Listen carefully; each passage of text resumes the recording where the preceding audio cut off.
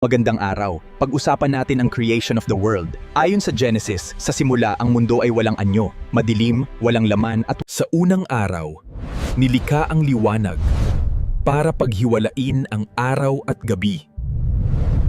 Sa ikalawang araw, ginawa ang langit.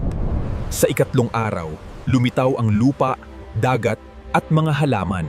Sa ikaapat na araw, nilikha ang araw, buwan at mga bituin para sa liwanag at oras. Sa ikalimang araw, ginawa ang mga isda sa dagat at mga ibon sa langit. Sa ika-anim na araw, nilikha ang mga hayop at ang tao na may espesyal na papel sa mundo. At sa ikapitong araw, siya ay nagpahinga at pinagpala ang lahat ng kanyang nilikha. Ipinapakita nito na ang mundo ay hindi aksidente.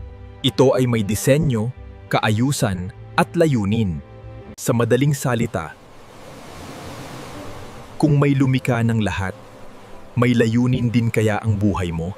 Sapagkat sa pamamagitan niya ay nilikha ang lahat ng nasa langit at nasa lupa, nakikita man o hindi, pati ang mga espiritual na kapangyarihan, paghahari, pamamahala at pamumuno. Yun lang po ang ating pag-uusapan para sa araw na ito at maraming salamat sa inyong patuloy na pakikinig sa aming mga ibinabahaging impormasyon at sa inyong suporta.